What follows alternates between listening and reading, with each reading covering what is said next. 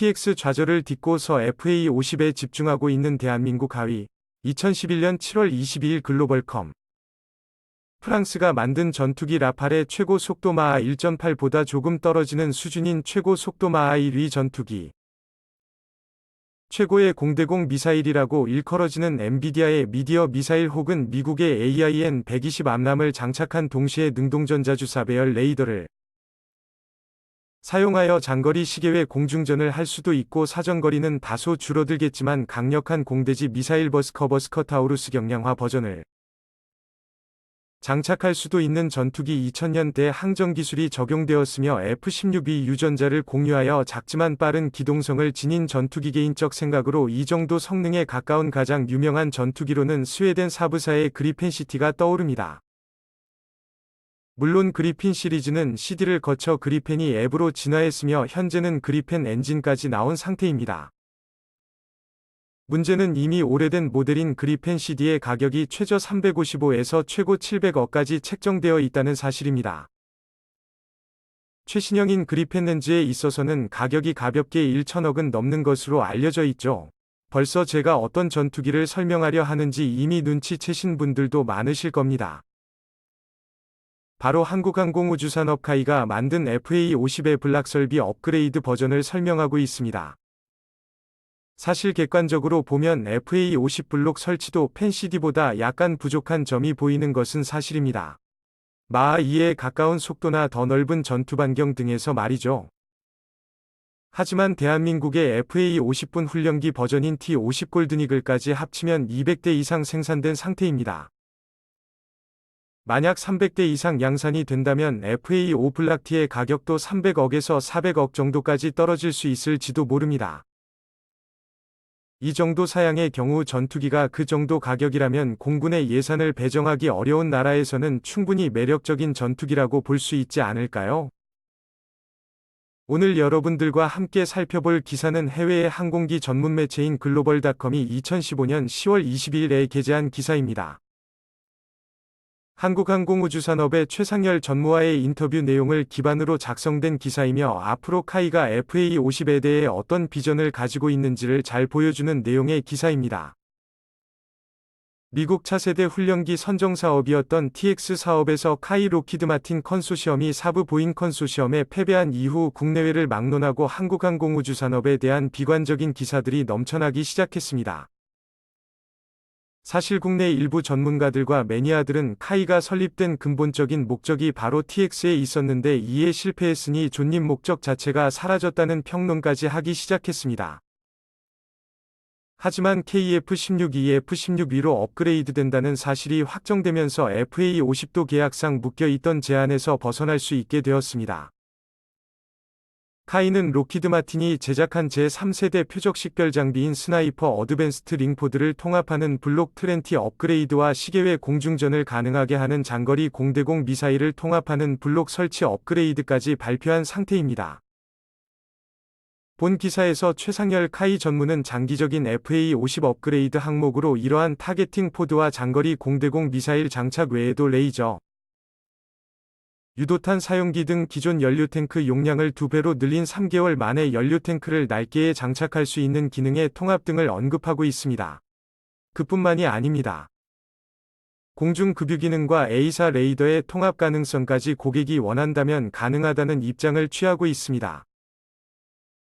물론 대한민국 공군은 보유 가능한 전투기의 숫자가 정책적인 이유로 제한되어 있기 때문에 FA50이 업그레이드에 적극적이지 않습니다만 K플렉스가 전력화되기 전 시점까지 노후화된 F자나 F5를 수명 연장해 쓸 것이 아니라 FA50을 업그레이드하여 전력화시키자는 의견을 취하는 군 전문가들도 꽤 있습니다.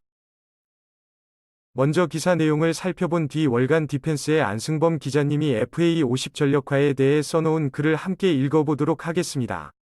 기사 내용은 노란색 글자로 표시됩니다. 한국항공우주산업 카이는 미 공군의 훈련기 선정 사업인 TX 입찰에서 뼈아픈 실패를 경험했었지만 이후 FA50을 내세운 판매 노력으로 국제 고등훈련기 시장 및 경전투기 시장에서 가시적인 성과를 내고 있다. 카이 사업부의 총괄 관리인을 겸임하고 있는 최상열 카이 전무는 T50 고등울 연기와 경공격기 버전으로 개조시킨 FA50을 해외에 판매하는 분야에 많은 경험을 가지고 있는 베테랑이기도 하다. 그는 최근 서울에서 열린 국제항공우주 및 방위산업 전시회 아덱스에서 글로벌의 인터뷰 요청에 궤의 응했다. 대한민국 공군은 지금까지 많은 수의 T50과 FA50을 도입해왔고 필리핀, 인도네시아, 태국, 이라크 등에 판매되기도 했지만 이 프로그램의 궁극적인 목표는 노스럽 T38 훈련기를 대체하기 위해 시작된 미 공군의 차세대 고등훈련기 사업 TX의 경쟁에서 승리하는 것이었다. 록히드는 한국항공우주산업과 함께 T52 변형 형태인 T5로 도전했고 사실상 선정될 가능성이 가장 유력한 우승 후보로도 지목되었지만 이 경쟁의 최종 승리자는 2018년 9월 미국 보잉과 스웨덴 사브 컨소시엄으로 결정되었다. 최상열 전무는 기획스 사업을 놓쳐버렸다는 사실이 영향이 없다고 말할 수는 없지만 사업을 하다 보면 늘 우여곡절이 있게 마련입니다. 라고 말한다. TX 사업은 많은 프로그램들 중 하나였을 뿐입니다. 제가 해야 할 일은 과거의 실패는 잊고 우리 직원들이 계속 앞으로 나아갈 수 있도록 격려하는 것이죠. 현재 우리는 FA50에 집중하고 있습니다. 우리는 인도네시아, 필리핀, 아르헨티나, 보츠와나 같은 국가들과 FA50에 대한 이야기를 나누고 있습니다. 인도네시아와 필리핀은 FA50 후속 구매 가능성이 큰 대표적인 나라들이다. 인도네시아는 훈련기로 15대 T50I를 운영하고 있는데 원래 16대를 도입했었지만 2015년에 한 대가 에어쇼를 공연하던 도중 추락해버렸다. 최상열 전무는 그 수가 명확하지는 않지만 항공사 및 공항 평가기관인 시리움 데이터에 따라 퇴역할 때가 된 인도네시아의 노스롭 FEF 전투기 15대를 FA50 대체할 가능성이 높다고 말하고 있다. 필리핀은 이미 구입하여 운용하고 있는 기존의 12대의 FA50에 추가로 12대의 FA50kg을 구매할 가능성이 있다. 하지만 만일 나는 최종 결정을 내리기 전에 대한민국 카이가 FA50에 몇 가지 업그레이드를 해줄 것을 원하고 있다. 요구되고 있는 업그레이드에는 록히드 마틴이 제작한 제3세대 표적 식별 장비인 스나이퍼 타겟팅 포드의 통합과 레이저 유도탄 사용 기능, 기존 연료 탱크 용량을 2배로 늘린 300갤런의 연료 탱크를 날개에 장착할 수 있는 기능의 통합 등이 포함된다. 스나이퍼 타겟팅 포드의 통합이 완전하게 끝나고 검증까지 마치는 시점은 2020년 연말쯤 될 것이라고 최 전무는 예상하고 있다. 그는 또한 아르헨티나에서도 8대 FA50을 인수해갈 것이라고 자신있게 전망하고 있다. 아르헨티나 정부는 이미 FA91대를 구매하기로 결정했습니다. 다만 아르헨티나 정부 관계자들과 FA52 구성과 가격, 계약 조건 등을 최종 확정하기 위해 몇 차례 진지한 논의를 해오고 있는 중이죠. 최 전무는 말했다. 산업협력 조건 인도수열 방학티스 패션은 매우 중요한 문제이기 때문에 계속 그들과 이야기를 나누고 있는 중입니다. 인더스트리얼 파티스페이스는 산업협력 조건이란 앞으로 조달될 방산물자와 관련된 공급의 안정성 확보라는 측면에서 중요한 기술과 전문 지식이 위기나 위기에 준하는 비상상황에서도 조달받을 군대에 이용 가능하도록 보장하는 것을 뜻하는 전문 용어입니다. 여기서는 FA50을 조달받는 아르헨티나가 안심하고 FA50을 운용할 수 있도록 관련된 중요 기술이나 전문 지식을 카이로부터 얼마나 이전받을 수 있느냐에 관한 중요한 논의를 계속하고 있다는 말로 이해하시면 될 것 같습니다. 카이는 아르헨티나에 대한 자금 지원이 필요할 것이며 이 문제에 대해 한국의 수출입은행과 협력해 왔다. 그러나 이 매각은 2015년 10월 27일 아르헨티나 총선이 끝나기를 기다리고 있다. 그러나 2019년 11월 20일 비즈니스 포스트의 기사에 따르면 아르헨티나 총선이 끝난 현재 시점에서도 최종적인 결론이 나고 있지는 않으며 카이는 당분간 아르헨티나 정치 상황을 주시하겠다는 입장인 것으로 파악되고 있습니다. 보츠와나 협상은 또한 2015년 10월 23일에 있을 총선의 결과를 기다리고 있으며 카이는 12개의 FA50kg을 판매할 수 있다고 보고 있다.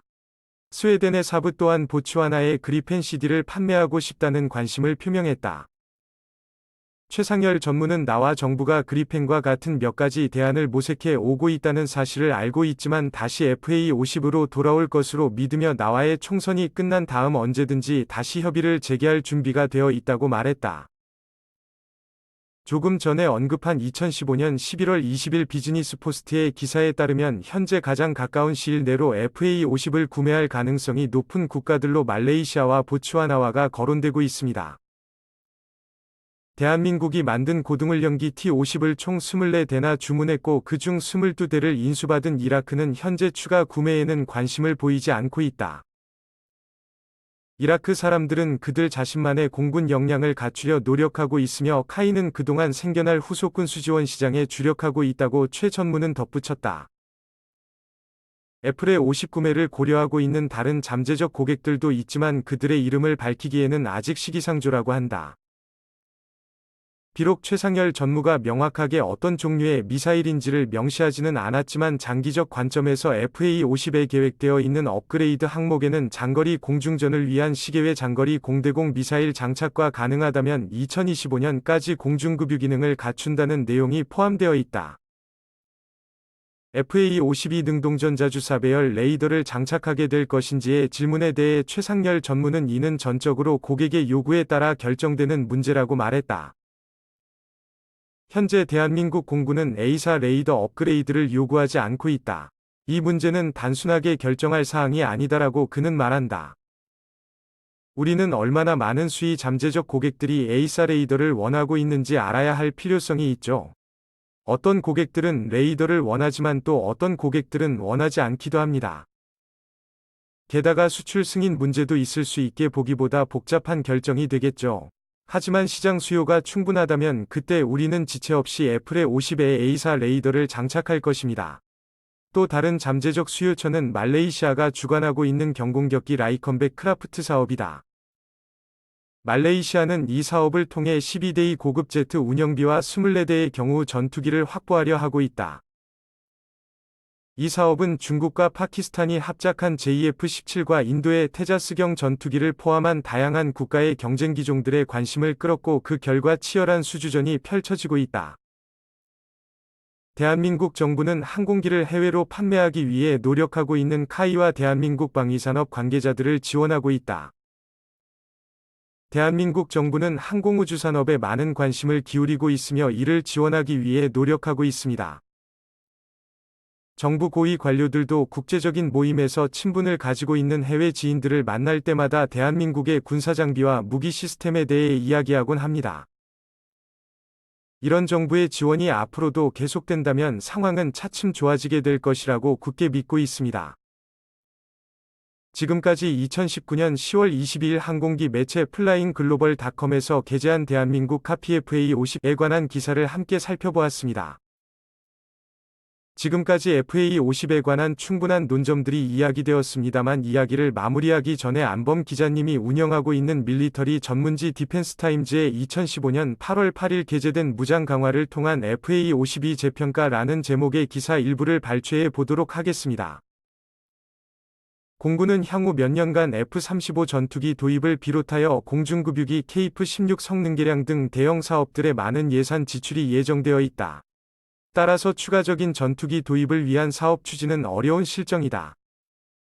최근에 한국형 전투기의 팩스 개발비의 20%를 부담할 예정인 인도네시아에서 개발비 부담을 줄이는 재협상을 시사하고 나서 KF-X 개발 계획의 차질이 우려된다.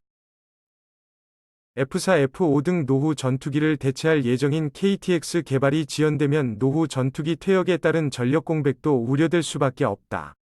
현재 제시된 대안으로는 F4와 F5를 연장 운영하는 것 정도밖에 없다.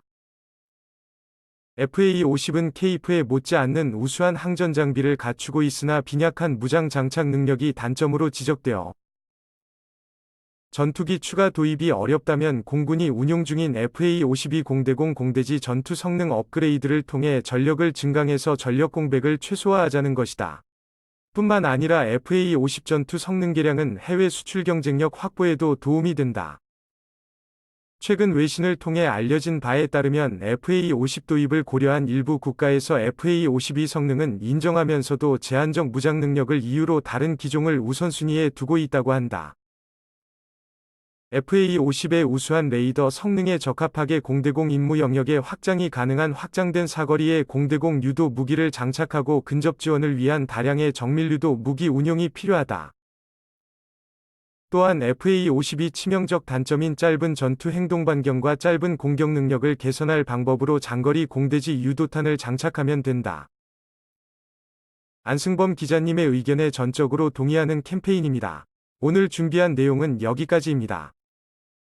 지금까지 시청해주셔서 감사합니다. 캡틴 아메리카노 KKN2